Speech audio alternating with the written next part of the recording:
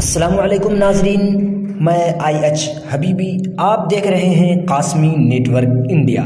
ہمارے چینل سے جڑنے کے لیے سبسکرائب ضرور کریں۔ السلام علیکم ورحمۃ اللہ وبرکاتہ۔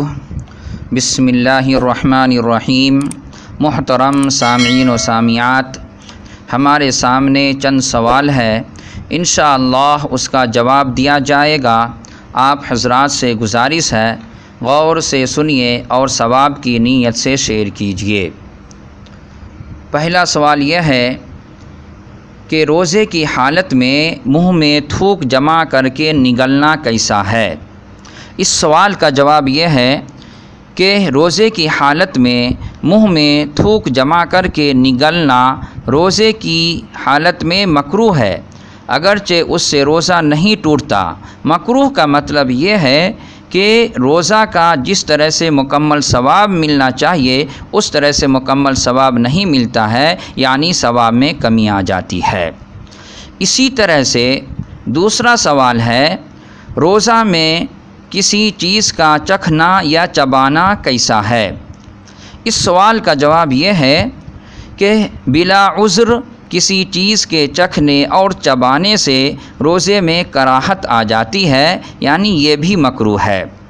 یہاں پر یہ بات ضرور یاد رکھنا چاہیے کہ یہ کراہت عدم عذر پر موقوف ہے، لہٰذا اگر کوئی عذر ہو، مثلاً کسی عورت کا شوہر بد مزاج ہے اور کھانا خراب ہونے پر اس کے غصہ ہونے کا اندیشہ ہے، تو اسے کھانے کا نمک زبان پر رکھ کر چکھنے کی اجازت ہوگی، اور ایسی صورت میں روزہ مکروہ نہ ہوگا۔ اسی طرح اگر چھوٹے بچے کو روٹی چبا کر کھلانے کی ضرورت ہو اور روزہ دار عورت کے علاوہ وہاں کوئی اس ضرورت کو پورا کرنے والا نہ ہو تو وہ اسے چبا کر دے سکتی ہے، لیکن یہ خیال رہے کہ چکھنے یا چبانے میں کوئی حصہ حلق کے نیچے نہ اترے، ورنہ روزہ ٹوٹ جائے گا۔ اسی طرح سے تیسرا سوال ہے کہ روزے کی حالت میں ٹوتھ پیسٹ یا منجن استعمال کرنا کیسا ہے؟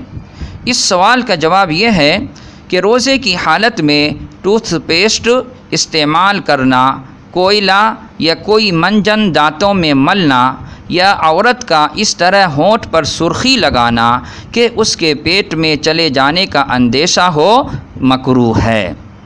اسی طرح سے چوتھا سوال ہے کہ روزے کی حالت میں جان بوجھ کر تھکا دینے والے اعمال انجام دینا کیسا ہے؟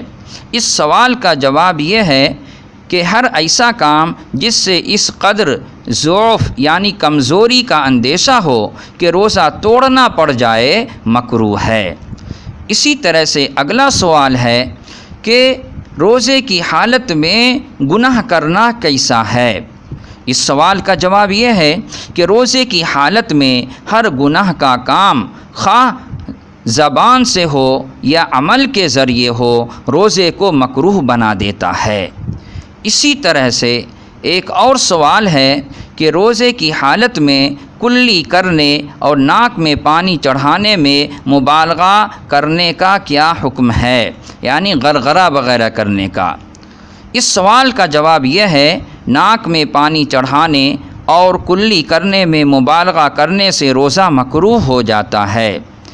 اسی طرح سے ایک اور سوال ہے کہ عورت کا شوہر کی اجازت کے بغیر نفلی روزہ رکھنا کیسا ہے؟ اس سوال کا جواب یہ ہے کہ بیوی کے لیے شوہر کی اجازت کے بغیر نفلی روزہ رکھنا مکروہ ہے، البتہ اگر شوہر بیمار ہے یا وہ بھی روزے سے ہے یا حالت احرام میں ہے تو مکروہ نہیں ہے۔ اللہ تعالی ہم سب کو عمل کرنے کی توفیق نصیب فرمائے۔ دعا کی درخواست ہے۔ السلام علیکم ورحمۃ اللہ وبرکاتہ۔